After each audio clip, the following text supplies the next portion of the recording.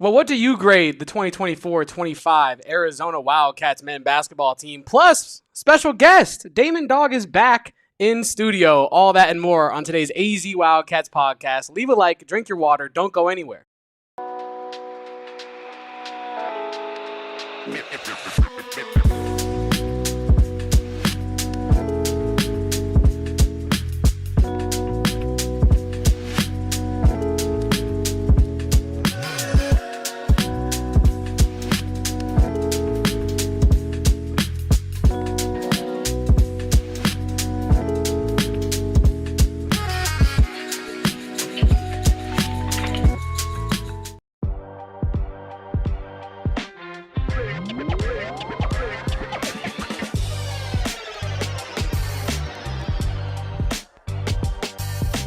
Welcome on into the AZ Wildcats podcast, live from Studio K, presented by Circle K in beautiful downtown Phoenix in the lovely state of Arizona. I am Damon Farrell. He is Kevin Thomas.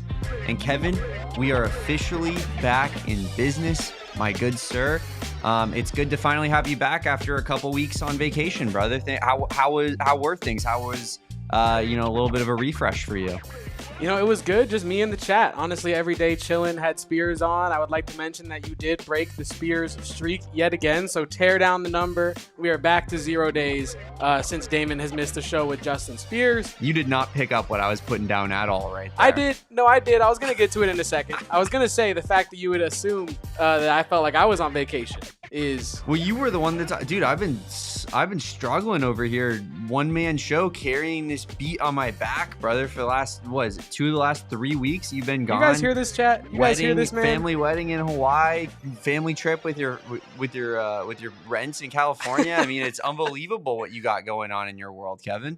Yeah, no, I haven't heard I haven't heard anything Arizona Wildcats in a long time because I haven't been locked in. I haven't even been paying attention because I have been on vacation for so long. But no, Damon is finally back from his vacation. I wanted to say, where the hell did you go? Because I didn't really fully know.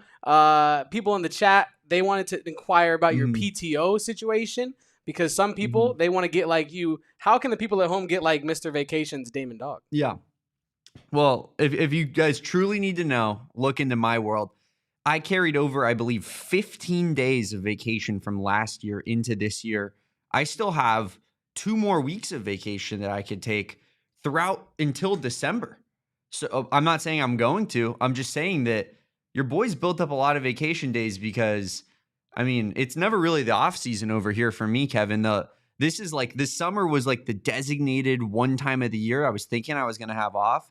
And then, that'll change here pretty soon here. But it's been and apparently I keep missing Cardinals things too. Like they're like, oh, the schedule releases this week. And I'm like, dude, it's the middle of freaking May. The NFL is just like, we have an event week after freaking week after week.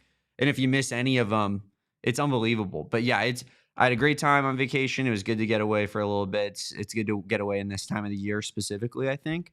But yeah, I just went to Southern California mostly, was in Orange County, went to Catalina Island for the first time, which was really cool. And then went to LA to visit my buddy Michael on the last day.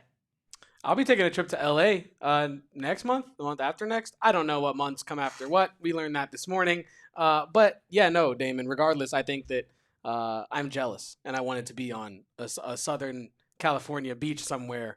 But like you said, I was holding it down with the chat here, all of our closest family and friends in the Wildcat community. Just slumming it, dude. Just doing what I can for this beat, Damon. But since you did have a lot of time on vacation, I did want to ask you, were there any hot takes that you were allowed to, meditate, simmer, cook on while you were on vacation that you just wanted to lay on the people at home? Yeah, there was mainly one that I just had to talk about. And I know I told you this off air. Maybe it's a little bit more for the PHNX D-back show, and maybe we'll hit it on the PHNX D-back show in the long run here. But I did go to a game at Angel Stadium for the first time in my life.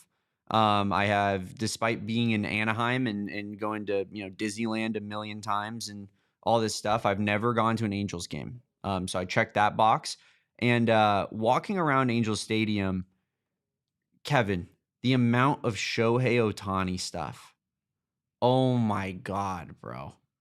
the guy walked out the door to your local rival. And we're still supporting this man? Jerseys everywhere. Selling murals, Kevin. That, you know how they do, like, they'll do like a memorabilia section where it's like signed baseballs and bats and whatnot. Yeah. They have a whole Shohei Ohtani mural in an Angels uniform you can buy for thousands of dollars at Angel Stadium. And I'm like, can we have a little bit of shame, guys? There's no one on earth that those people should hate more than Shohei Ohtani after what he did to them. And we're going to sit there and we're going to celebrate this man. He comes into Dodger Stadium a couple days after I'm there at Angel Stadium. I don't even know what they did. I'm sure that there was a standing O. I'm sure everybody stood up. Woo! We like love Paul you. Skeens in St. Louis. We love you, Shohei. It's like, I can't, like, meanwhile, like, everyone hates the Yankees fans. Everyone's calling them cringe for what they're doing with Juan Soto. I respect that a million times more than selling a Shohei Ohtani mural in your own ballpark after he walks out the door. You know, you'd think that he won like multiple titles for them with the mural situation there, Damon. He did win multiple MVPs. I'm surprised though we got no Kevin Newman mural. No, and Kevin Newman. No shout for our guy. Kevin Newman hitting like 120 on the season right now. Really bad. Tough. Really, really tough. Also, you know, not Kevin Ginkel's brightest days right now either, but he is still trying to, I think, work back from that injury. But yeah, Damon, I'm glad you were able to get off some Shohei Ohtani hate today, because I feel like there's no better way to welcome you back than one of your tried and true takes of locking up Shohei Ohtani. I was calling for him to be in jail the entire time that I was there. Also, just the amount of Dodgers stuff you see is like, it's nauseating to even look at. And yeah, just people walking around, I was in Disneyland, people walking around Disneyland with just decked out in Dodgers stuff. I'm like, get a life, man. Get a freaking life. I know that they won the World Series, but I was also contemplating, I was like, how long until there's a Dodgers store? You know how they have those team specific stores in downtown Disney? Gross. And they're building like a new little shopping center. I venture to guess that there will be one in that shopping center, and they'll make a ton of money off of it. They will. One of the best selling brands in, I think, all of sports, right? Am I wrong on that? What, just the LA logo? Yeah. I'm sure it's after the Yankees logo. I'm sure it's the second most popular. Cardinals probably third. St. Louis Cardinals probably third most popular baseball logo. You think so? I think so. I think it's up there, but I don't know if it's. I wouldn't say it's 2 or 1. Like the White Sox are definitely pretty popular. I think the Cards got the White Sox beat with the STL and the iconic red cap. I think the D-backs are actually a pretty popular hat. You'll see Drizzy wearing a D-backs hat. That's true. Ketel Marte, Corbin Carroll, a lot of aura. I'm trying to think. There's got to be one that's more than Cardinals. Sorry to. No, it's okay. No, to be on this. Maybe A's. Maybe A's. I was gonna say A's. Maybe I think the is pretty. I think the Giants is pretty big too.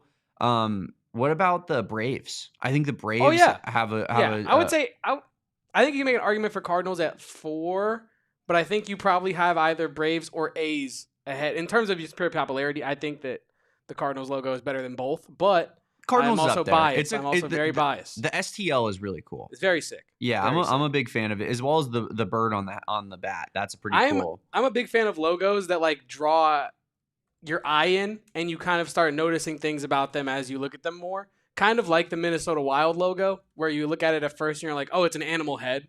And then you look at it and you're like, well, the eye actually is a river, and the whatever is a star, and the other is a mountain. Like, it's a very in-depth logo. And Michael says, what about the Astros? That's another good one too as well. Very high-selling logo on all caps there.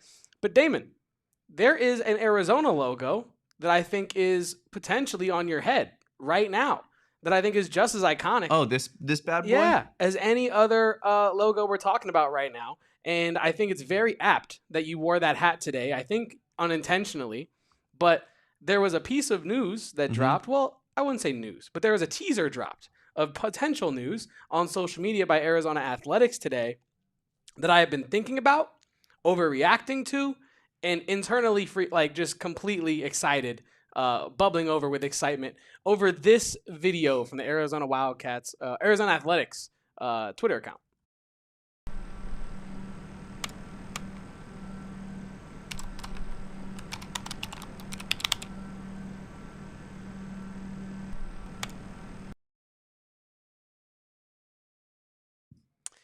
Yeah, no chat. The stream did not glitch. That was not a unintentional loading circle. It appears as though they are teasing a return of the Cactus logo to the McKale Center floor, and I could not be any more happy about that. We've been calling for it, I feel like, for the better part of since it left the court. And I think that Arizona Athletics going maybe potentially back to the Cactus logo, just like how I said they should, with the block A in the middle and then the Cactus logo on either side of the court on those, like, caddy corner logos there that you have on the side by the corner three. I think that's a beautiful way to do it, Damon. And I hope that this is not just a teaser. I hope that this is not some sort of belated April Fool's joke. And I hope that we actually do get the Arizona Cactus logo back on the court. What was your reaction to seeing that video? I believe for the first time? No, you liked my tweet earlier, so second time. Mm-hmm. Yeah, I think obviously it's what Arizona fans have been calling for a while, right? And it's not just a nostalgia thing necessarily. I saw a logo, you always see those retro, who has the best retro logo in college sports type of tweets. And I saw like a publication that has no, or maybe not a publication, the right word, but an account that has no affiliation to Arizona, basically having Arizona in the top 5 out of all, universities' retro logos because the Cactus logo is so sick. And it'll be sick to have it on the court. Hopefully it'll be in this upcoming season. And, I think that that's something that is unique to Arizona basketball in particular. And, people affiliate this logo with Arizona basketball. And I personally, I'm sure, I think it's, it's tough to find in sports a topic that I think will be so overwhelmingly like 100% of the people are on one side of it, right? Like who's disagreeing that the Cactus logo shouldn't be on the court? Losers. Just kidding. Sorry if you disagree here in the chat. Losers, bums. You're probably not a bum, freaks, loser, or a freak. Nerds, but I would dorks. disagree with you if you had that opinion, for sure. Shout out to Eric Duthie, though, in the chat, friend of the show. I am a part of the Arizona Fan Council, and per feedback from Arizona fans, I brought this up in our meeting earlier this month. Shout out to you, Eric Duthie. Eric moving mountains. Moving mountains. This chat has motion. What do you know about that? But I will say, like to Eric's, I think, broader point, this is something that fans have been clamoring for a while. And I think when we spoke with Brent Brennan down in Tucson for our big spring showcase extravaganza show, he alluded to the idea that Arizona athletics and Arizona football specifically, I think, was what he was talking about, but maybe not. They're working on things behind the scenes. They've heard all the noise about fan engagement and how they're losing fans and they're losing this and they're losing that. But I think that this might be a sign that Arizona athletics is hearing what people have to say. They're seeing it, they're internalizing it, and trying to apply what they can. I'm excited to see the extent of these fan engagement initiatives. If bringing back the Cactus logo is step one of that, I think it is a great step towards overall just bringing back that old Arizona basketball feel that I think has been missing for some years now. Damon, the next direction I wanted to take this in was that game day vibe direction. Mm-hmm. We talked a lot last season. Social media was ablaze talking about it as well. The Arizona basketball game day experience, once you entered the Big 12, I think it was a harsh wake-up call for a lot of fans, realizing that while McKale is one of the most iconic places to watch a basketball game, maybe it's not the craziest place to watch a basketball game and experience the game day environment, and that's okay. It can be in the top echelon of it and not be at the top, and we can still take great pride in the McKale environment, and that does not mean that there's not room for improvement, right? Yeah. And do you feel like this step, if they are bringing the Cactus logo back, shows an intention to try to up the old feel, bring back the old game day vibes?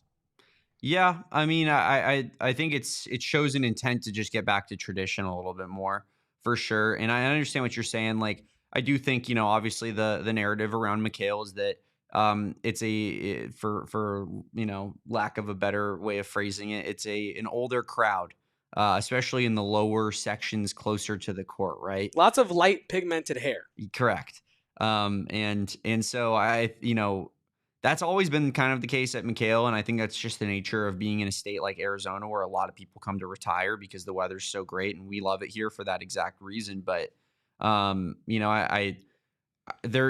do have to try to find a way to make it even more rowdy in there, make it more rambunctious. And this is a thing that I was actually talking about regarding the Dodgers Diamondbacks series that happened in Arizona, where, Dodgers fans consistently come in and kind of dominate Chase Field.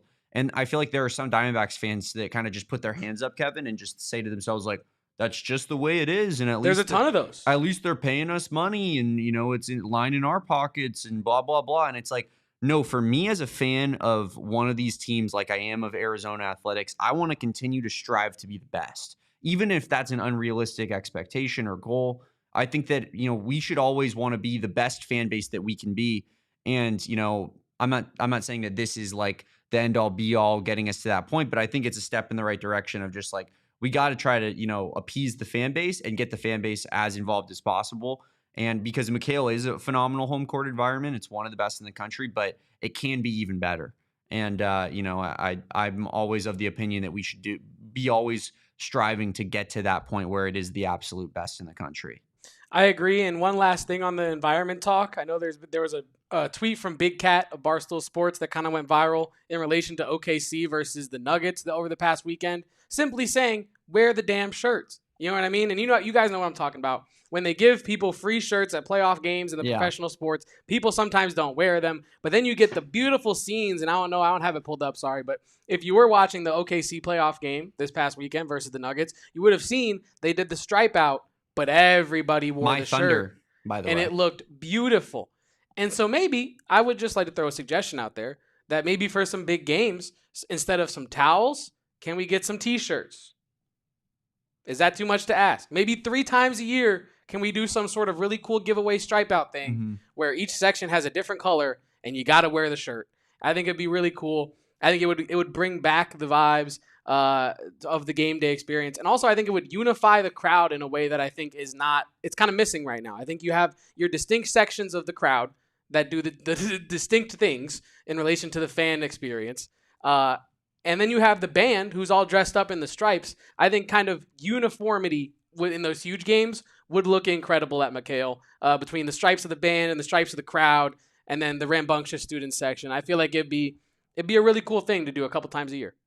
Yeah, I'm with that. I like that idea, and it is. I think we've attempted to do similar things. Obviously, not giveaways, but especially with football in terms of a stripe out. And yeah, it's a BYOS situation. I'm not remembering. Bring your own shirt. Yeah, I'm not remembering exactly how it went. I think it went fine, but it wasn't necessarily like Tennessee level. Correct. Yeah. But I remember one game that comes to mind where you kind of galvanize the fans through a T-shirt, and this wasn't even necessarily a T-shirt that was a giveaway, but they did do a whiteout game versus Washington when the Isaiah Thomas versus Derek Williams teams happened, and I believe there was actually wasn't there a whiteout versus Duke this year?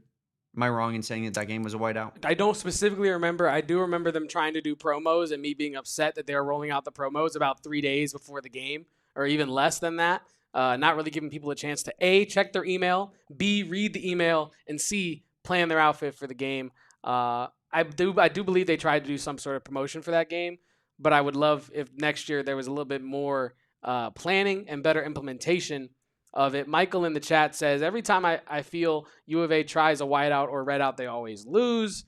BYU was a red out this year, I think.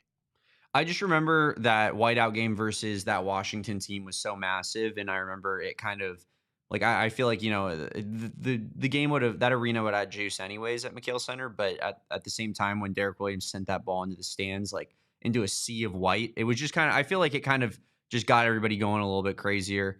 It's the uniformity. It's that like community team feeling, right? Like we're all on this team. Did lose against BYU with the red out. But I do like red outs against BYU specifically because they're a school that has 2 of our colors. So it kind of, I feel like you want to accentuate the color that you have that's so much different than them. Good point. So I don't mind that moving forward. Yeah, I think Duke was a whiteout this year, but it obviously just wasn't our game this year against Duke. But yeah, I mean, I'm all for all that kind of stuff. Yeah, absolutely. I would anything that can get the fans a little bit more involved, Kevin, is all, I'm all for it. Another part of it, and this is just the reality of the situation, is tickets at McKale, especially lower bowl tickets, are expensive. And Correct. There's a reason that the average age is what it is because that's people that can afford those tickets. Younger people, such as me or yourself, it's not as easy for us to just to pony up a bunch of money for, a really, really good seat at McKale Center. So, I think, trying to make it as affordable for people as possible as well. But it is one of the best home environments in the country, but it absolutely can get better and better. And not that this is, a step in that direction, tangibly, but I do like that the Cactus logo will be back, hopefully on the Love court. it. It does feel that way. Bring it back to the court. Bring it back to the campus store on all the merch. I need to see it now. Damon has seen them. I have a pair of, I think actually Jonna stole them. I think my girlfriend just stole them literally this morning. But I have a pair of like Nike sweats that are navy blue, red stitched Nike check mark with the Arizona Cactus logo on the hip.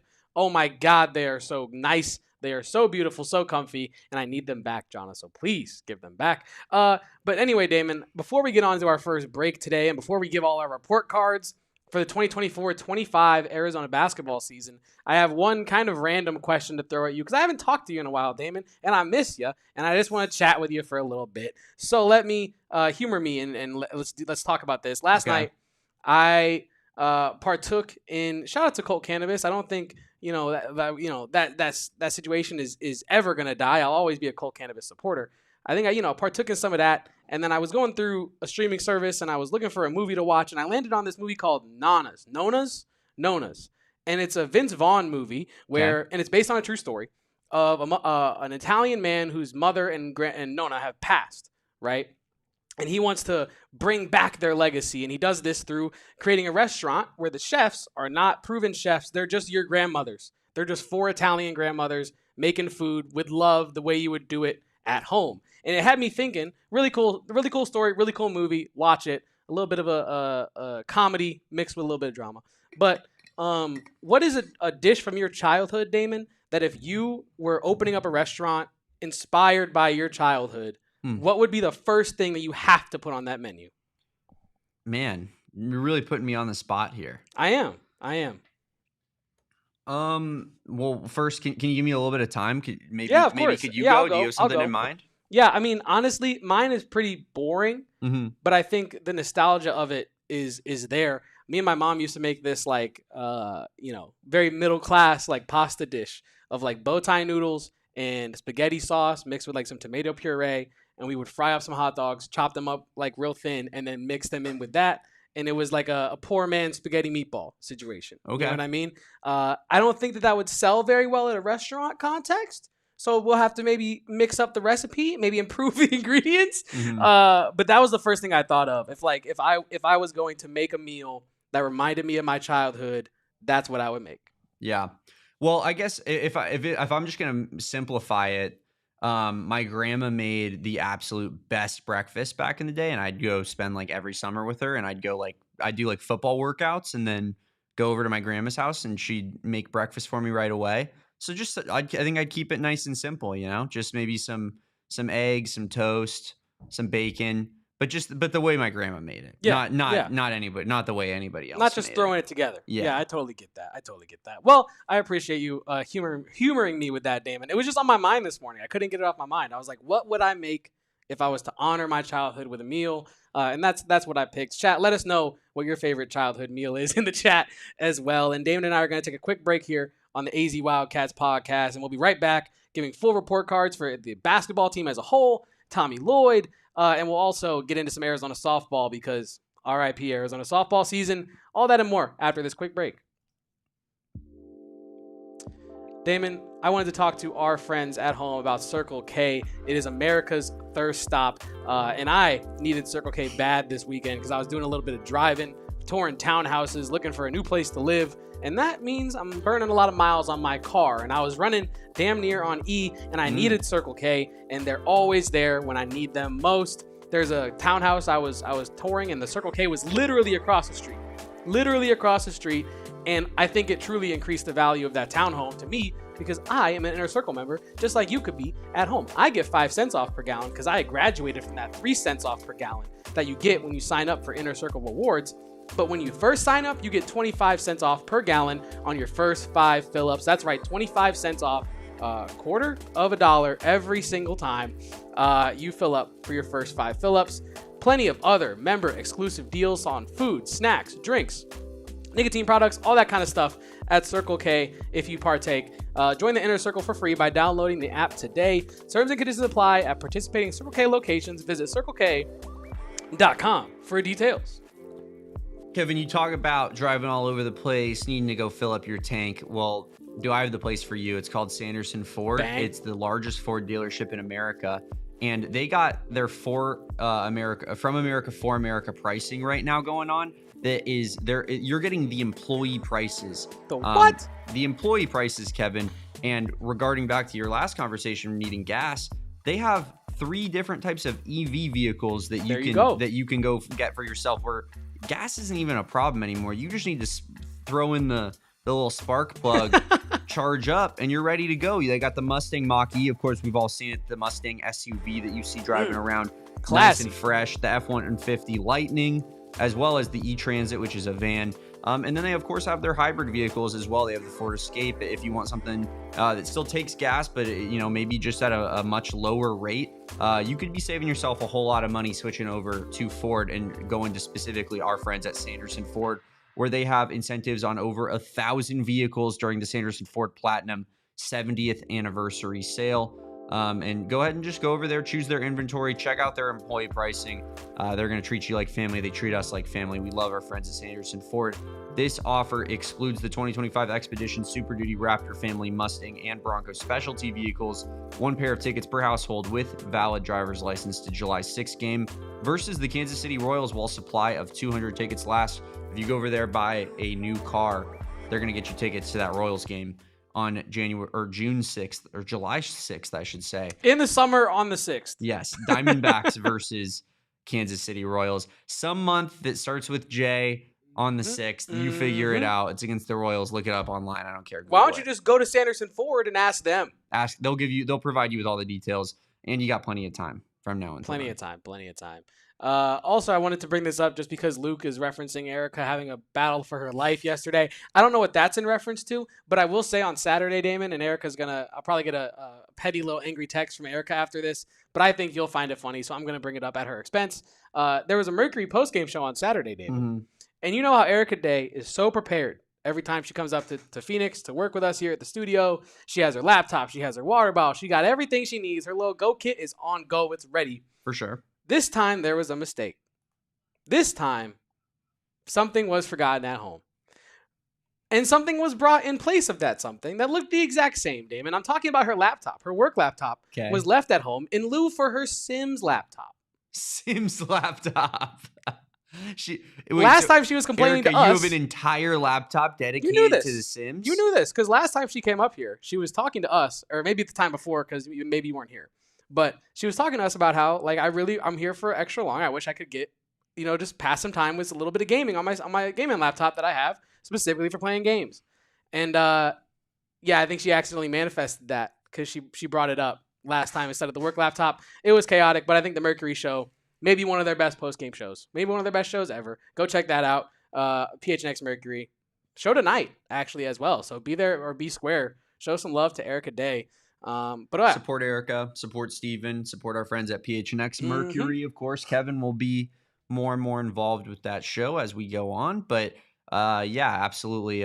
Erica, I feel like I didn't know that thing about the Sims laptop because that would have stuck with me. But that sounds fun. I'm gonna have to see what's going on in your world, what your job is. You're gonna have to. I want to know all the details. So we'll have to get involved in that a little bit more off air, Kevin. We are now in segment 2. I think we'd be remiss if we didn't get into the portion of the show that we named the show after. Correct. And we're going to start giving out some grades and getting into some good debate here, Kevin, when it comes into, because I peeked at yours. I don't know exactly what your scores were, but I did see that ours were a lot different. So I think that we're going to get some good healthy discussion here going. So without further ado, I'll let you start. Why don't you pull up your grades that you gave to the Arizona Wildcats basketball team, and this is for the entire roster of last season, Kevin. Without further ado, I'll let you digress. Yeah. So we pulled up with each position group: guards, big men, wings, and then the bench as a whole. And to be clear, Damon and I spoke about this before. The players on the bench count twice, right? So you have the entire bench unit that we're evaluating in the bench category. But like, for example, ADO is going to go into his positional category in addition to the bench category. So well, he's going to. ADO is a starter. No, yeah, okay, you're right. You're right. That was a poor choice. KJ Lewis is a guy I'm really looking for here. But you get my point. Yes. Is that the bench guys count twice. So the guards, I have given a C+, Damon. You might be like, Caleb Love, one of college basketball's best guards. Jaden Bradley, you were talking as the engine of this team, or whatever I said he was, the steering wheel. I think I said KJ Lewis was the engine. But you get my point here. The reason I've given it a C+, because if you look at the 2 starting guards, I think you have to give Arizona like an A.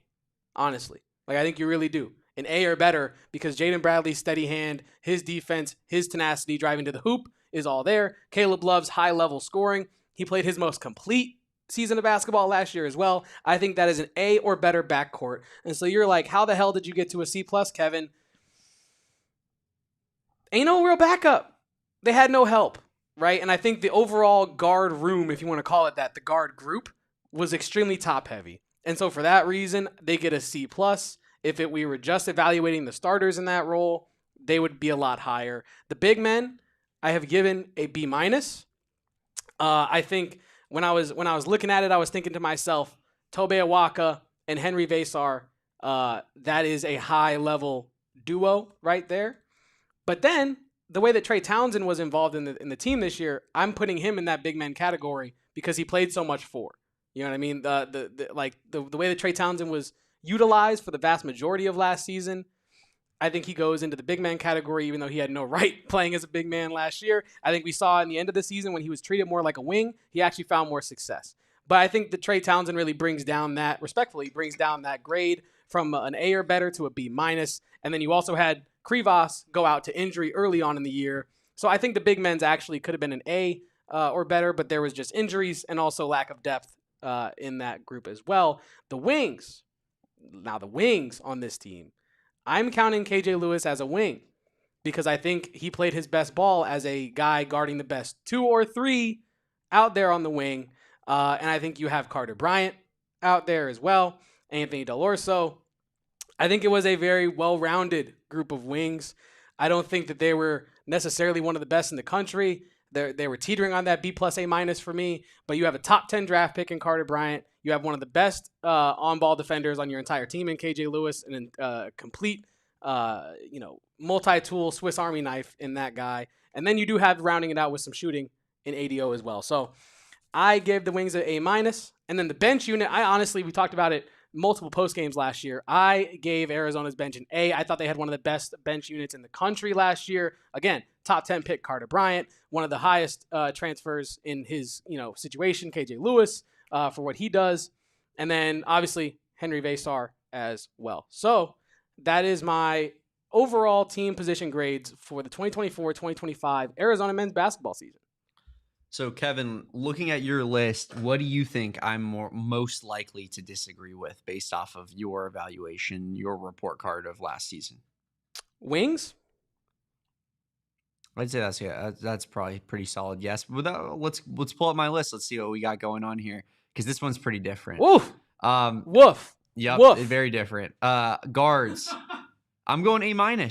And I understand what you're saying. There was a lack of depth at guard, but I felt that Arizona's 2 guards were their 2 most consistent players the entire season.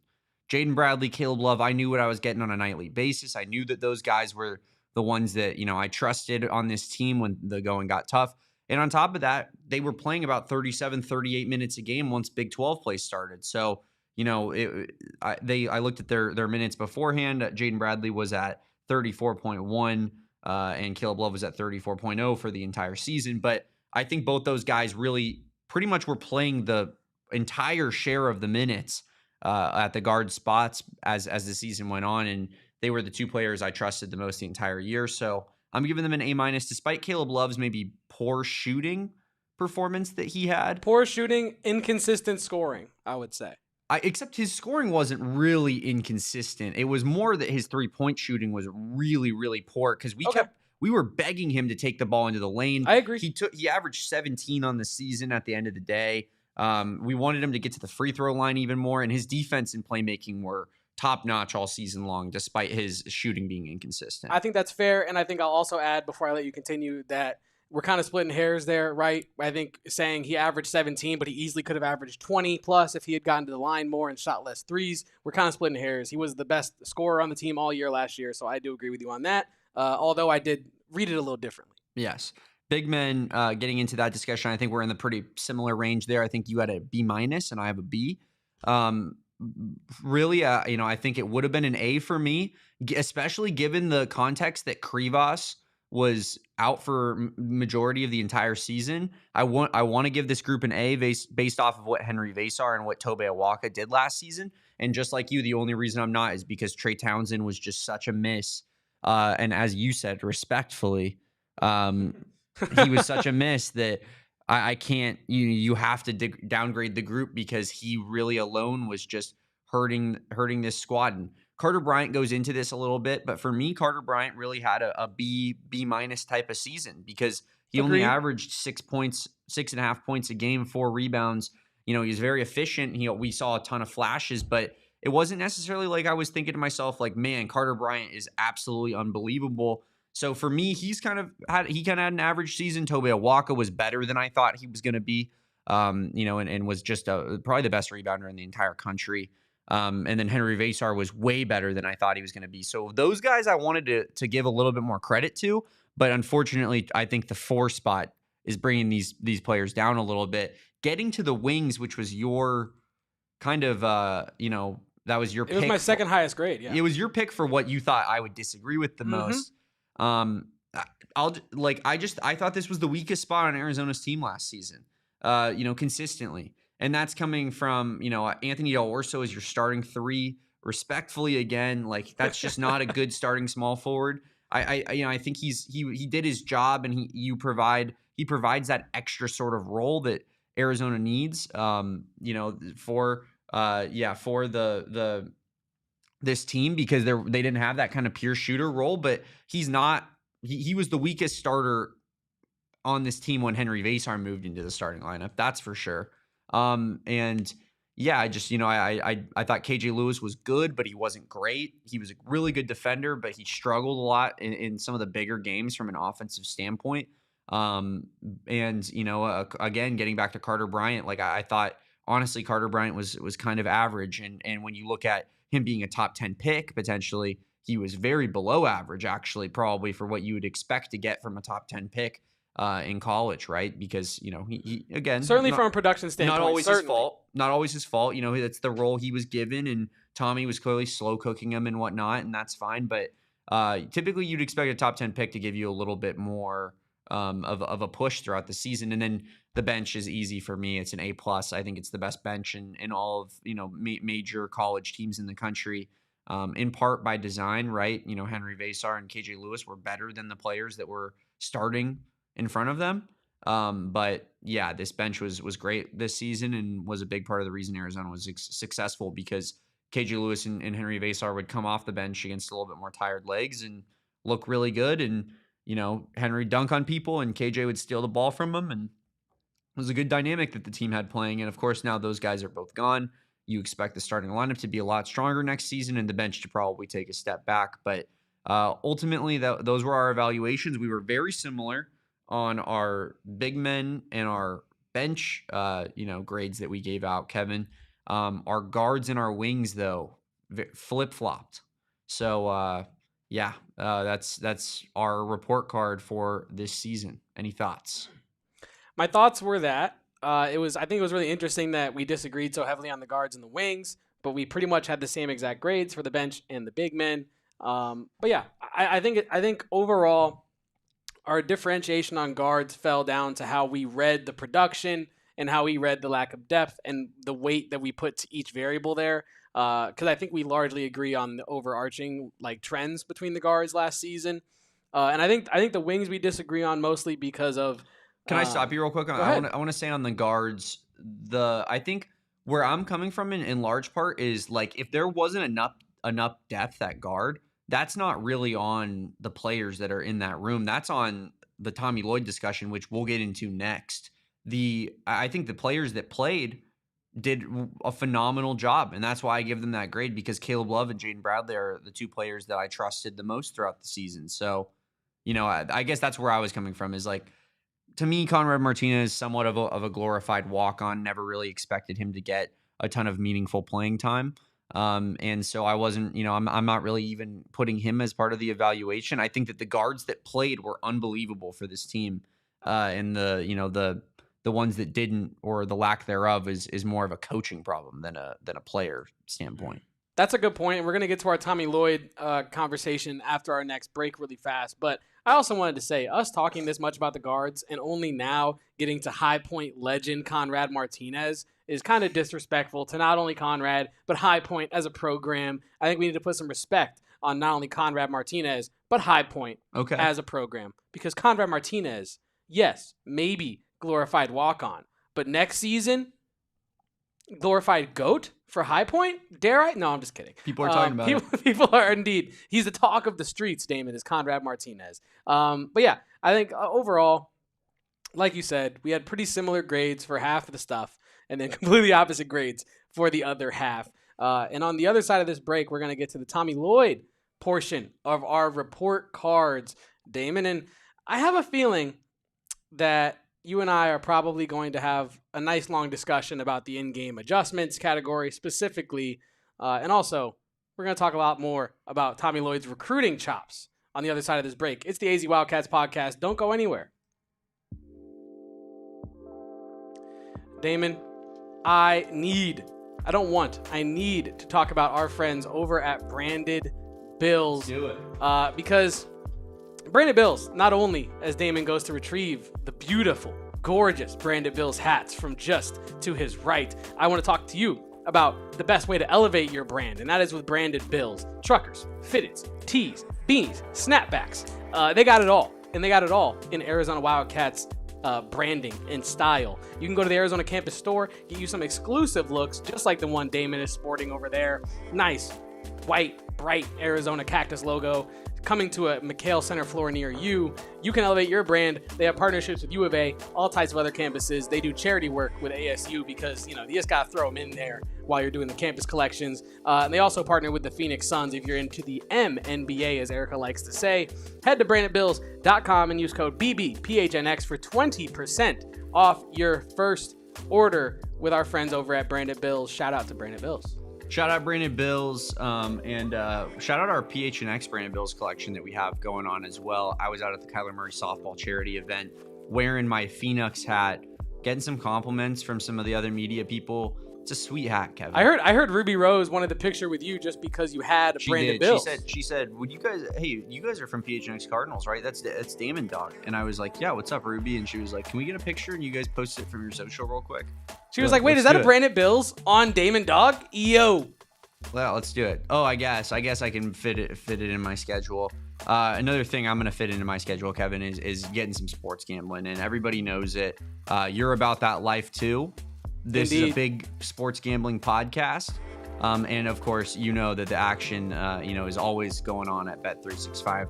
It's the best place to do live betting. It's the best place for any sort of, sport, whether as obscure as it gets. Bet365 has it. Table tennis? They got it. Probably. Absolutely. It's not even a question.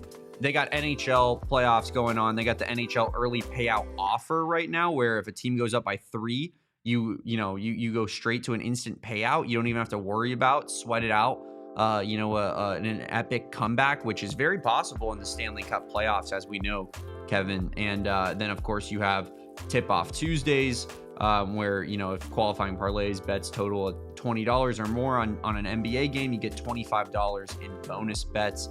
Of course, they got offers for every specific sport. They got MLB offers down the table as well. 90 million users worldwide, early payout offers, pioneered live in-game betting. It's the absolute best. We love Bet365. I currently have a Thunder future on Bet365 that I'm hoping to cash here in the near future.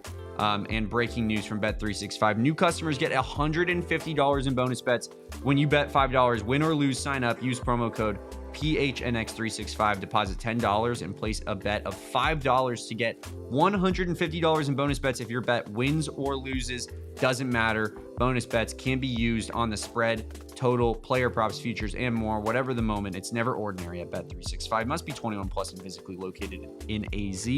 If you or someone you know has a gambling problem and wants help, call 1-800-NEXT-STEP, text NEXT STEP to 53342, or visit problemgambling.az.gov. Kevin, my Panthers, my Peas, my Ice Cats. Yeah, Luke references it in the chat. I was going to bring it up during your Bet365 read that if you want the easiest possible payout, just do that 3 goals or better for any Leafs opponent in a Game 7. It's going to cash at some point. You know it is, because if the Toronto Maple Leafs are in the NHL playoffs, they're going to lose a Game 7 before they get out of the second round. That is the way things go. I feel for Mitch Marner and the boys, because I do think that if you're on that team, when you get to that team, you're thinking, oh, we're winning one. We're going to be the team to fix this. And on paper, they were supposed to be, and they maybe really should have been, but that window is probably shut. Hard shut. Mitch Marner fingers broken under the sill right there. So, yeah, Damon, that's a tough one for Leafs fans, but go Panthers. Go Panthers. Go Panthers. Absolute best. Hockey belongs everywhere. As Kevin wears his deactivated fan shirt that you can go get yourself at the Go PHNX locker, where, of course, we have the best PHNX hockey, PHNX Coyotes gear that you won't find anywhere else. But Kevin, I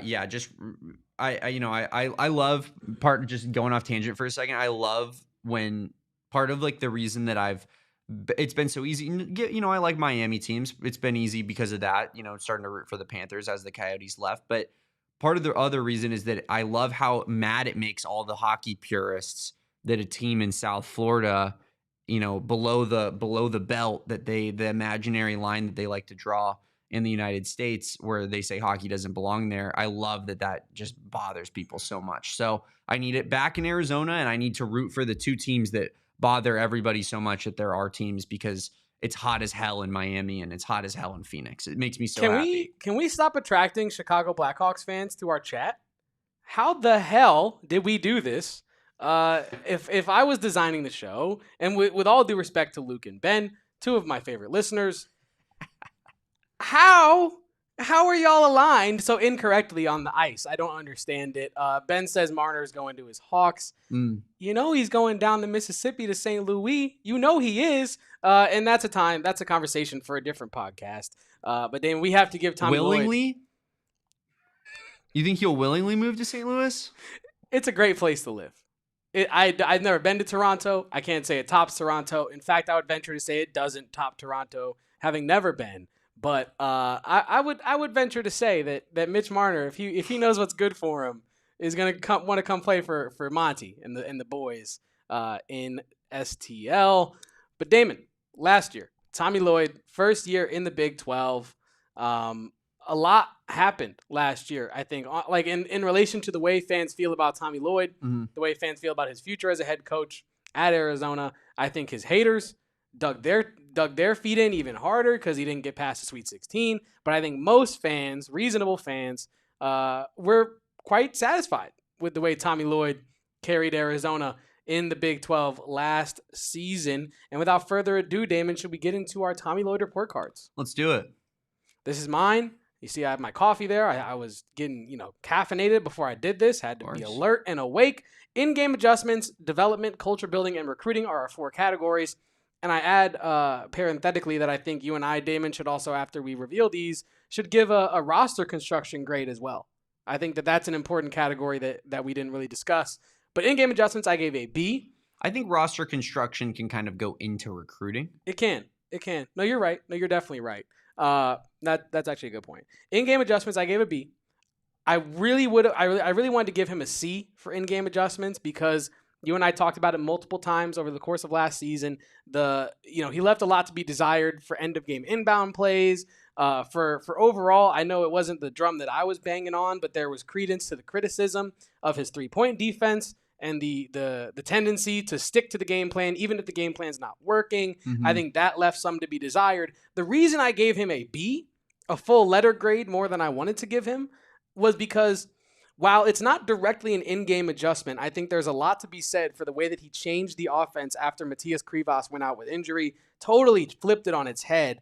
And I think that while mostly being a practice thing and an off-court thing with him figuring out that offense, it also is on the court. You're also realizing in the moment what you have, what you don't have, and adjusting to that in the moment. So I think Tommy Lloyd, for all the bad, for all the good in the in-game adjustments and his overall schematic adjustments category, I give him a B with lots of room for improvement. Not really close to a B+, probably a lot closer to a B-, if I'm being honest with you. Probably the weakest part of his coaching game. Correct. For development, I give him an A-.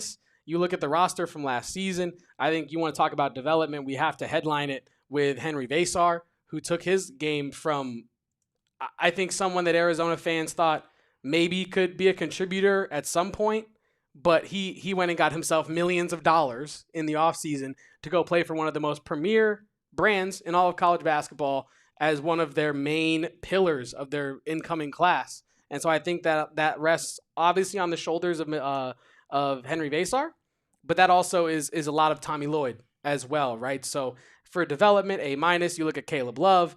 It was his most complete year last year. You look at a guy like Carter Bryant, who I think, honestly, this takes it maybe a little bit down, honestly. When you look at what Carter Bryant is going to do in this year's NBA draft compared to what he produced last year at Arizona, the runway he was given, I think you could argue that actually docks Tommy Lloyd some points there because he really didn't become a drastically different player from day one to the end of the season. Culture building, A. I think from the amount of adversity Tommy Lloyd and Arizona faced early in this basketball season to maintain that locker room's focus going into conference play in the toughest conference in America, and then to succeed in that conference, to fight through March Madness and ultimately go blow for blow with Duke in the Sweet 16 until the wheels fell off. I think that is A for culture building. And I will add that while we are not counting Koa Pete's commitment and Braden Burry's commitment for the recruiting, I will count that for culture building because I think overall Tommy Lloyd is starting to bring back that premier program feel to Arizona basketball. So A for culture building. And for recruiting, I give him an A. If you look at the most recent class, you have potential top 10 draft pick Carter Bryant, Emmanuel Stephen, who showed flashes of being a productive player when he was given a couple minutes last year, but you really can't read too much into that. Yeah. ADO, who played a huge amount of minutes last year for Arizona, and I think played a lot of impact minutes as well. Tobe Awaka, who went from the guy that Arizona got from Tennessee to one of the best rebounders in the country, if not the best rebounder in the country. And then what takes it from being an A+ recruiting class to an A, and maybe even should have dropped it lower, again, respectfully, is the transfer Trey Townsend. Because that was such a whiff from a talent evaluation standpoint that I think you have to dock some serious points. But overall, last year's recruiting class between guys coming in as freshmen and transfers, I think it's an A because you're not going to be perfect with every class. And I think this one might be as damn close to it as you can get if Trey Townsend had been at least 15% more productive.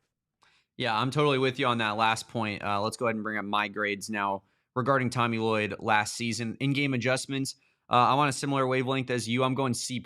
And, I think that this is the part of Tommy Lloyd's game that is the least rounded out. It's the part of Tommy Lloyd's game that needs the most improvement, Kevin. And we've talked about it plenty on this show. Don't love the out-of-bounds plays. Don't love the end-of-game plays in particular. Like there was multiple times this past season where the game plan was clearly just get the ball into Caleb Love and hope that he can throw up a three-quarters court shot like he did against Iowa State and that it goes in. Instead of having a more designated plan with 5 seconds left, inbounding it under your own basket, it seems like that's the kind of stuff that you go over in practice, those type of situations, one shot to win it all. How do we get a decent shot off? They practice half-court shots, so why not practice the ones you're actually going to shoot? Yeah, to your point. And I don't love the throw the inbounds pass three-quarters court either to the 3-point line and just throw up a jump ball. Like I just think there needs to be a more designated game plan in late opportunities, late shot clock opportunities. And yeah, I think also to your point, and you can bring me off camera here for a second back on camera. To your point, Kevin, about The 3-point shooting, it does feel like Tommy gets a game plan in mind, and that's what he's going to stick with throughout an entire game, despite even if it's not really working and the other team is hitting threes or whatnot, or say against Kansas State where Arizona's just continually taking threes and they can't hit anything and they lose because of it, right? Against a team that they had no business losing to. So yeah, I really think that the in-game adjustments are the part of Tommy's game that I'm most concerned by and that I have the least amount of confidence in. In this current iteration of Arizona basketball, but ultimately it's in a place where it can definitely improve. He's a first-time head coach. This kind of stuff is I'm sure newer to him, or even if it's not, maybe he was able to focus more on in-game adjustments when he was Mark Few's lead assistant, and now he has to focus on being the entire leader of this locker room, leader of this program, where maybe that takes a little bit back from your ability to make those adjustments. Then it's on the assistant coaches. It's on putting on those right assistants in place. And ultimately, I think Tommy Lloyd will find that right balance. But right now, it's not the strongest part of his coaching game. No, yeah, I totally agree with you. And you call back to the end of game scenarios that you and I were hemming and hawing, and our stomachs were turning over with queasiness watching some of these end of game plays where you're literally throwing it up to the tallest guy, hoping the other team fouls. And I think that is an awful plan, to be quite candid with you. And I know that Arizona's coaching staff is capable of better end-of-game scenario coaching, and so that's why we hold them to that standard. And I don't think that you are wrong to have it. What did you give it? A C+, right? And Arizona wasn't good in late-game situations either, Kevin, throughout the entirety of the season. Whether that was against Houston or whatever team that they were playing, when they got into those situations where they needed big buckets down the stretch, for some reason, those buckets were evading them and the other team was scoring, and it just felt like the other teams were a little bit more ready for the moment, the big moments than Arizona was. And I think that falls a lot on the experience, but also the coaching on the team. So hopefully, those kind of things are we see improvement in going into next season. But it's definitely an area that I didn't think was Tommy's strongest, especially in the non-conference too. And Michael makes a good point. Like, there's a lot to be happy with how the year ended up. They got off to a better non-conference start, and I think people are looking at this year a lot differently. I 100% agree with that, Michael, and that's part of what leads into one of these other grades for me here. And Kevin, you alluded to it as well, but that culture building aspect of things, I give an A+ to it because you do get to a horrible non-conference start. You're 10-9, I believe. People are wondering if in the Big 12, if you can even make the tournament, and then you leave it without a question in the world whether or not you're a tournament team. Was never a doubt if Arizona was a tournament team. It affected their top 25 ranking all year, but it didn't affect their tournament status really hardly at all. And yeah, I agree that, that the ability to work out of that funk, Kevin, was so big for this team. It gave me a lot of confidence in Tommy working against adversity. And also it just made me think that this team is a Big 12 type of team, and Tommy wants this to be a Big 12 program where, like, they're not going to play soft West Coast Pac-12 basketball anymore. It's now all of a sudden about being, playing hard-nosed, tough defense, physical brand. Like, that's what Arizona is now in the Big 12. And, Arizona wants to dive headfirst into that rather than making the conference adjust to them. They want to adjust to the conference. Love that. Love the culture building that's being put into place. Love what Tommy said about saying, like, I love what they got going on at Houston. Houston's the model program for this conference. Kelvin Sampson's the model coach. In terms of culture building, I 100% agree with all of that. And that's why I give an A+ to the culture building grade. I want to give one caveat because Yes. I believe I gave it an A as I pull up my rank. Yeah, I Yes. gave it an A here. The reason I didn't give it an A+, because I do think that it warranted A+. That was my gut decision. But I did go with an A, Damon, because I think the Arizona fan in me, and I think objectively the college basketball analyst in me, if you want to call it that, I think realizes that the one thing that would have taken Arizona over the edge from an A to an A+ was getting past Duke and really putting the modern version of Arizona's brand on, putting the nation on notice as to what Arizona can really do. I think there's always room for improvement, and that's why I gave them an A as opposed to an A+, because going further in the tournament would have only cemented that the gritty boys culture that Arizona was building last year and hopefully continues to build into next season works, and there's a real proof of concept there. So that's the one thing that I think docked it from an A+ to an A for me. But I do, in general, agree with everything you had to say.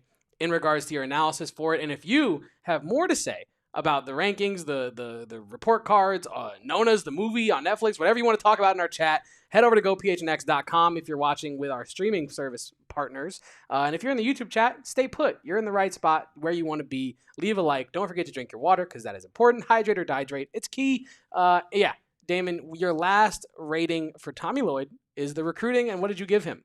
Well, I didn't do my development grade either yet. True. So I'm going B+ for development. A lot of this, and this is with the caveat, Kevin, that Mo Krivas, we didn't have to see his development, and I think that that's a huge developmental piece on this roster that I think we have to see as an evaluation of Tommy Lloyd, because he clearly trusts a lot into this guy and has put a lot of his stock into him, right? So stonks. Can we put our stonks into overtime? Absolutely. Bang. Big bangs for overtime. Big bangs. But you were saying, Damon, now that we are officially in the overtime period. So I think that the Mo Krivas part of things puts a little bit of a skew on the rating, right? Because he's just null and void to the side, and that's going to be a big portion of his evaluation as a developer this coming season. But we saw Henry Vasar go from essentially unplayable to one of the best big men in the entire Big 12. Tobe Awaka clearly got better from his time at Tennessee to Arizona. I think you look at a guy like Caleb Love, who developed other aspects of his game even when his shooting wasn't all there. Jaden Bradley continues to get better and better, more consistent and more consistent. And then, you have the balance of a guy like Anthony Del Orso versus, Trey Townsend and trying to keep those guys, from, for lack of a better term, like derailing what the team had going on, but also, using them to their strengths and kind of having those pieces be chess pieces for this team, which I thought worked down the stretch in particular pretty well, especially with Trey Townsend in a slightly different capacity. But also I bring that grade down a little bit because of Carter Bryant. Not because I think that what he did with Carter Bryant is necessarily like deplorable or like it makes me sick or whatever, but it was obviously a slow cook. And, I think that we as Arizona fans, a lot of us thought that there was going to be a year 2 of Carter Bryant where, maybe this slow cook was in the long run going to yield their best results, right? Turn it up to a boil. And now it feels like we left a little bit on the table with Carter Bryant, I think, at this point, where you're like, I would have liked to have seen what Carter Bryant could have done in 28 minutes a game, where, he's playing a lot more and he's getting a little bit more of the run of the 4 spot throughout the entire course of a game. And what does that look like? And I think you have to ding Tommy for that. I was talking to that exact point with Will Gottlieb last week on the pod about if and you're familiar with this comparison, and now the chat is probably sick of this comparison of me making it. But the runway that VJ Edgecombe was given at Baylor versus the runway that Carter Bryant was given at Arizona. Now there's contextual reasons as to why they were given different runways. You know what I mean? Obviously, VJ Edgecombe and Baylor did not have the depth of talent at that position that Arizona did. And so Tommy Lloyd was trying to do something a little bit different with his wings and his guards and his bigs. But I really truly believe that if Carter Bryant was given the same runway that even a Trey Townsend on the same team was given, we would have seen so many more flashes of greatness. Now, we also would have seen so many more reasons as to why he looked like a freshman, because he'd give more time out there. You're going to make more mistakes. Yeah. But I think overall, the player that he was at the end of the year, I truly think he could have really impacted that game more against Duke if he was given the runway to play more minutes throughout the course of the season. And that's kind of alluding to the point that you're talking about of leaving meat on the bone in relation to Carter Bryant's time at Arizona. You don't want to live a life and then at the end of your life have regrets about certain big moments in your time on this earth. Yeah. And I'm not trying to make it dramatic, but I'm saying from a basketball coach perspective, you probably don't want to look back on your career and feel the same way, right? And I think that if you're Tommy Lloyd, I'm not saying he's going to be like, what could have been? Could we have been the champions if Carter Bryant got 2 more minutes a game? Probably not, right? Probably not. But I do think the idea that you will never know what truly could have been with Carter Bryant at Arizona, if he was given more of the keys, maybe a spare key to the apartment, maybe not the full key, but a spare key, we'll never know. And I think that is a valid reasoning, right, for docking the development points, because there is so much meat left on the bone with specifically Carter Bryant. Yeah, and maybe even Carter looks back on it and won't think that necessarily it was a bad thing for his development. We see it with Coach Calipari doing it with guys at Kentucky all the time. Devin Booker, spot up shooter. We didn't get to see him really put the ball on the floor and see his playmaking chops in college. It's one of his better traits as a basketball player. Karl Anthony Towns, I think, made 1 3 at Kentucky. He's one of the best big men shooting 3-pointers of all time, right, in the NBA. So, it's not necessarily like the worst for that player long term, but just in terms of this program, I think that you have to look back on the Carter Bryant side of things, that chess piece, and think to yourself, did we utilize that in the best possible way for winning basketball games for this program? It's an interesting discussion point. One more thing Yeah. on the Carter Bryant meat on the bone thing, and you kind of spoke to the idea of how Carter Bryant would feel about his time at Arizona if he felt there was more meat on the bone. Again, with Carter Bryant, he is a pretty quiet guy when it comes to comments in the media and things like that. So we don't have a ton to go off of in relation to how he feels about his development at Arizona. Mm-hmm. I would assume he feels it was very good for his development.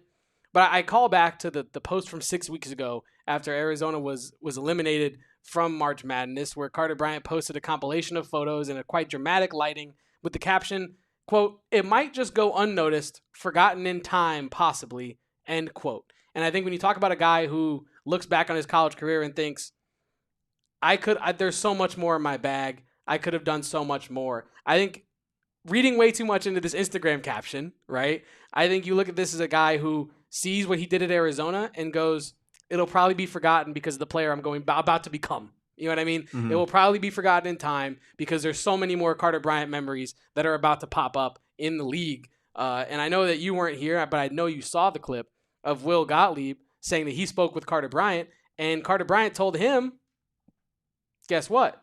My pro comp for myself, Devin Booker, Jason Tatum. And when Will Gottlieb said, hey, credit to you, but we really didn't see much of that in your game last year. Is there more that we're missing? Yeah. And Carter Bryant goes 1,000%. There, I have all that in my bag. It alludes to both of our points, right? That one, Carter Bryant might look at his time at Arizona and say, that was great for my development, a great learning lesson. I'm very thankful for my time in Tucson. I'm forever a Wildcat.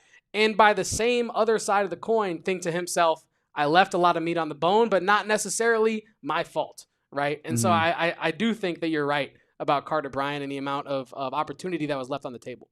Certainly, Kevin. Moving forward here as we look back on the my Tommy Lloyd report card for the last final grade, Kevin, if we may. I believe I had, so for recruiting, I gave a B, and that was in regards to the current the roster of last season and the 2024-2025 roster. Right, Kevin, we decided beforehand that we were going to put the Koa Pete and Braden Burry's commitments a little bit to the side and Dwayne Aristode when we're having this conversation. But I think the recruiting was decent. I think it was solid. I don't have a ton of complaints about it. I also think that it mitigated the ceiling and a little bit of this roster in terms of how good they could be, because you look at Trey Townsend, that for me drops at a letter grade pretty much alone just because of the role that he was maybe going to be expected to play on this team and kind of needed to play on this team. I think you also look at the backup point guard position and the inability to find a competent backup for Jaden Bradley that could spell him for a little bit of time. I think that also, you have to take that into account.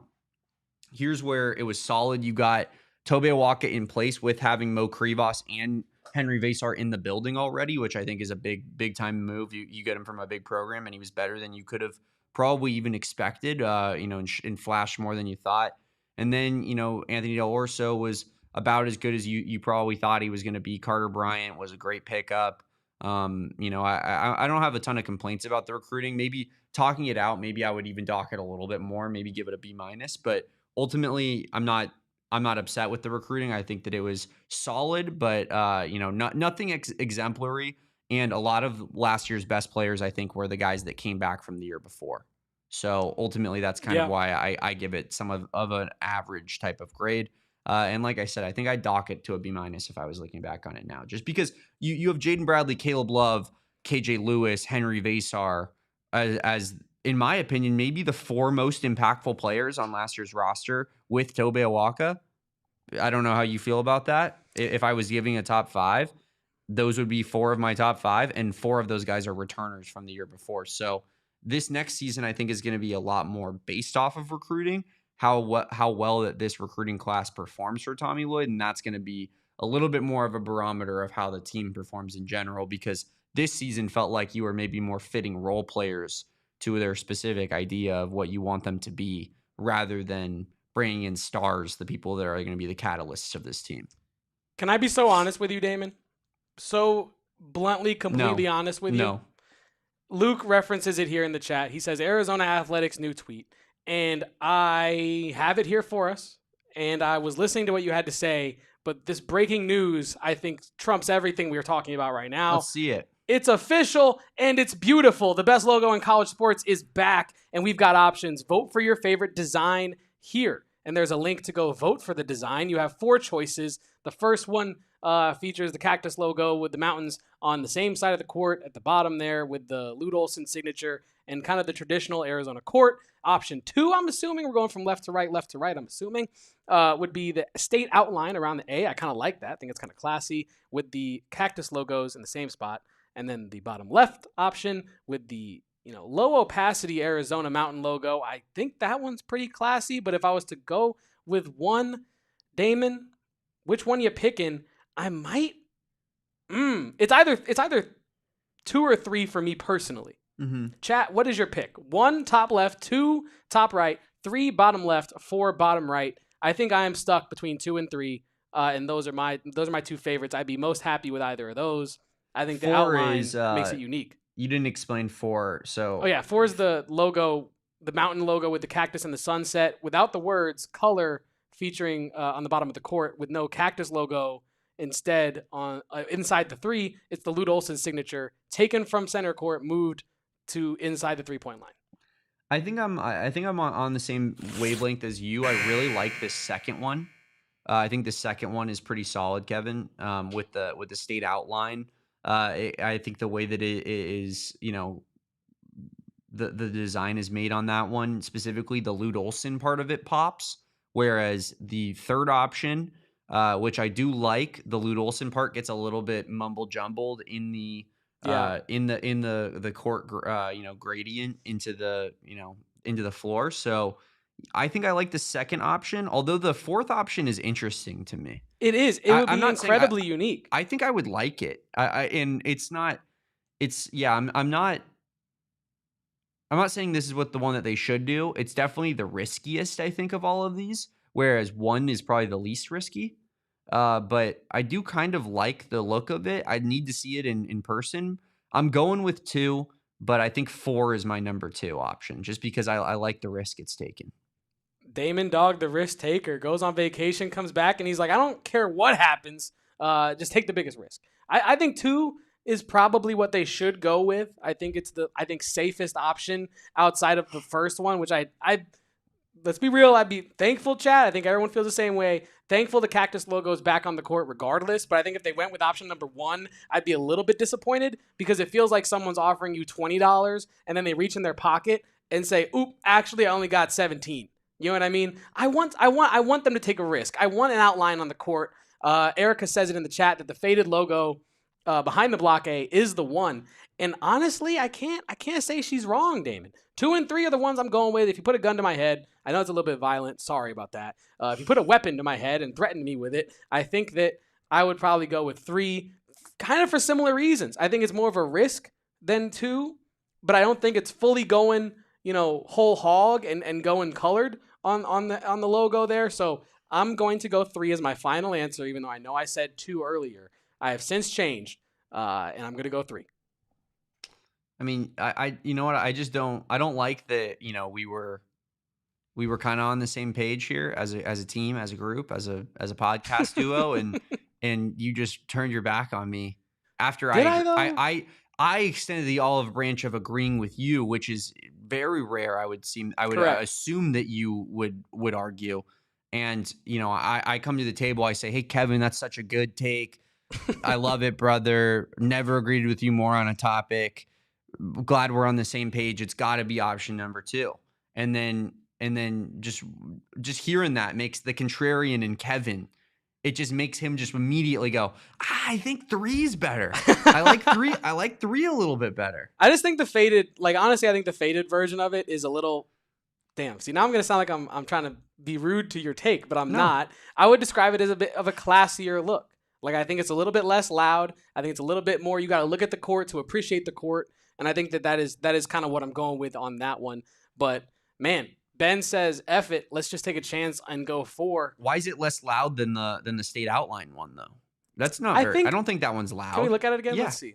I think it's a little less loud because of the opacity of the logo. Like if you're quickly passing through all these options, like just going from one to one with your eyes, you're not ever gonna miss the state outline. But as you're zooming back and forth, you might kind of miss the top of the cactus behind the A.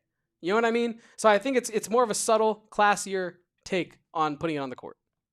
I mean, I like that the state outline kind of pops out there, but to my point that I was making earlier, look at the way that the Lute Olson court looks. Ben says that one should just be deleted. Yeah, it's too basic. It's too basic. Look at the way that the Lute Olson court is in the Arizona lettering, and I understand that it's subtle as you're saying, but I just don't like the words on top of words. That's not a look that I'm about really. And I like that it goes over top of the southern border of Arizona on the other court. I just think that it makes the Lute Olson portion of it pop a little bit more, which I love to see. But for me, it's the state outline because it brings that state outline aspect. It has the Cactus logo on the court, has the Lute Olson thing very prominently in the center. And I like the little bit of the. I know Erica says that she likes the lighter court. I like the lighter portions in the 3-point arc with the darker version on the outside a little bit better. But yeah. Sergio, shout out to you. I don't think I've seen you in the chat before, so appreciate you popping in today, leaving a comment. Sergio says they should do number 3 and 2 versus ASU. So now we're getting like a rotating, almost like a what do they call them in the NBA? Like not the City Connects, but just like the alternate. You know what I'm saying? Mm-hmm. Anyway, whatever they do in the NBA with the alternate courts that match an alternate jersey, that could be kind of cool. Sergio adds, do 3 all season and 2 versus ASU because it's our state. I kind of love that. I do kind of love that idea. I don't know how plausible it would be from an Arizona standpoint to do that. I'm assuming it's very doable, but I do not know. I think that's what part of the reason maybe I'm also going number 2 is like I it is our state. Can we be real for a second? And I don't to me, it's like planting the flag in that a little bit. Like that's where you get the contrarian in me is like, I want to ruffle some feathers a little bit. I want to put the flag in this state and get some people a little angry. You know what I mean? Yeah. That's who I am, but absolutely love it. Arizona athletics, listening to the people, doing what the people want, Kevin, is it's a great time to be an Arizona basketball fan in particular. It really is. It really is. And maybe I'm wrong for saying this, Damon, but we have done an entire almost hour and a half between basketball and the new courts and everything. And I think people do want us to talk about softball, but I almost say we move it to tomorrow because, unfortunately, softball ain't playing anytime soon. So that topic can be rehashed at any point this week. And honestly, can I keep it a buck with everybody here in the chat? Your boys got D-backs at 2. You know what I'm saying? I got to get ready to talk baseball and not Arizona baseball. Hopefully U of A and Kevin Ginkle, maybe I can work that into the show rundown today.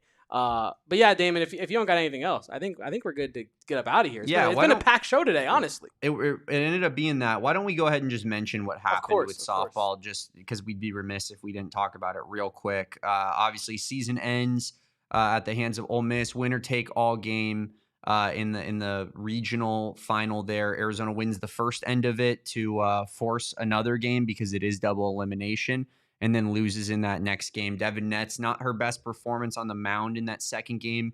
A lot of people wanted Miranda Stoddard to be pitching in that moment, and once she came in, she kind of stifled that Ole Miss offense, but just wasn't enough for Arizona. They fall to Ole Miss, and great season, but unfortunately, kind of peaked at the wrong time. Correct. I would argue, Kevin. They were playing really good softball, especially early in the year.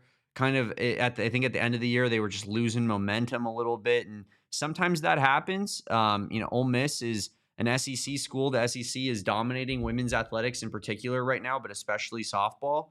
And it sucks to be a part of the SEC love fest that's going to go on where every school is going to be an SEC school that makes the, Women's College World Series. But ultimately, just not Arizona's night. Losing a home regional is never fun. Got to figure some things out. Caitlin Lowe only got one more season left on her contract. Michael says it's softball's Caitlin Lowe in the hot seat.